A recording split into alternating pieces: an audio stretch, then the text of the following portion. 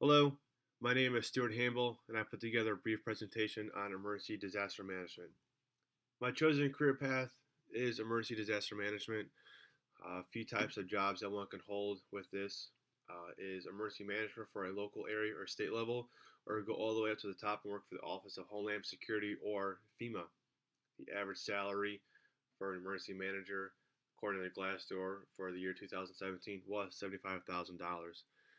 What to take away from this presentation is what disaster management is and the key phases of the disaster cycle. Best place to start is what is a disaster? A disaster, as defined by Merriam-Webster's dictionary, is a sudden calamitous event bringing great damage, loss, or destruction. Here are a list of a few types of disasters. This is just a list. By no means are these every disaster, just a list to get the mind thinking. Hurricane, earthquake, flood, mudslide, mass power outages, drought, oil spills, terrorism, and snowstorms.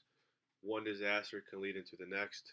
Example, hurricane can lead to flooding, which can lead to mudslides, which can lead to mass power outages. So one disaster can lead into multiple disasters. Here is a brief image of the disaster management cycle. You see there are four phases, and each phase ties directly into the next. So the four stages of disaster management in order are preparation, and you have the actual disaster, you have the response immediate and just after the fact, and you have the recovery phase and the mitigation phase. Most importantly, are you ready? Preparation is something that is very, very important and something that must not be taken lightly. I read this quote from the International Journal of Disaster Risk Reduction, and I believe this can be applied anywhere in the world. Disaster preparation refers to the initiative intended to increase the readiness and knowledge among staff and community towards a disaster that is likely to happen in a particular area. Everybody can prepare, and it is best to prepare ahead of time. Four areas that can plan for disaster are on the national level, the state level, the district level, and the local level. Here are a few examples of how each locality can plan for a disaster. You have what's called an emergency action plan, which states everything that needs and should be done following the disaster, all the way from the preparation phase to the mitigation phase, and then right back into the preparation phase. If you so wish, you can click on this link, which will take you to Montgomery County, Maryland's Emergency Action Plan, which was developed by their Office of Homeland Security and Emergency Management. This plan is this is an example of how the action plan will be put into motion. This is just one example of a locality doing it. For those who are not familiar, Montgomery County is situated just north of Washington, D.C. Few things the individual can do to help ease the demand. Each person and household can take action and plan ahead.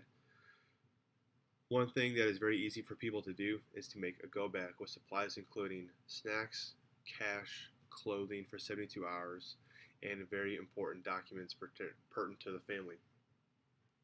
You want to try to be patient and self-sufficient, and it is very, very important to follow the direction of local authorities. Key takeaway, it is very important to plan ahead for disasters. So we have the disaster that actually struck, whether it be a snowstorm, a hurricane, or a fire, type of wildfire. Response, you have a couple different types of responses. You have the immediate, and then you have response that will come after a disaster has been identified.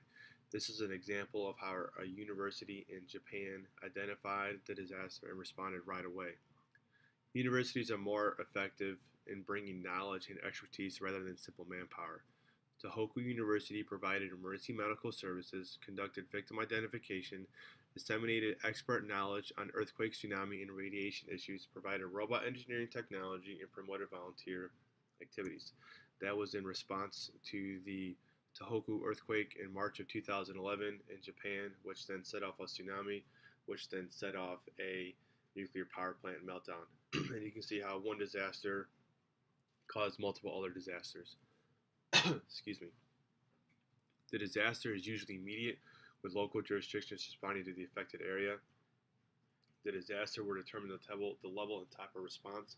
If local entities need to respond, or you need state level or you need national level response. A state of emergency is usually declared before an event, speeding up the response efforts. Other entities, such as the university mentioned earlier, can help provide much needed resources to aid in the response. They did not wait to be directed. They recognized the disaster and were able to provide immediate response to the affected area and share knowledge. Next, you're going to have the recovery phase. The image of a leader that emerges is one who can rapidly assess the situation, formulate a creative solution, and act decisively to direct the activities of others using the authority inherent in the emergency management system. Basically saying that you want to have a clear-cut leader who will guide and lead the efforts in the entire disaster phase, more importantly in the recovery phase, how to pick up the pieces and get back to normal operations as soon as we can. The recovery phase, however, is the phase that will take the longest. People will see a direct cleanup from the recovery phase to include debris clearing. However, it can take years for the entire community and families to get back to normal. Recovery will be the most costly out of all the phases. Part of where the money will come from is when a state of emergency is declared, it opens up funding from state and federal agencies. A few examples of the recovery phase are shelter and meals for everybody, which is an immediate response going into the recovery. Then you have debris clearing, critical infrastructure rebuilding, insurance. And then rebuilding for the disaster, which ties into critical infrastructure rebuilding.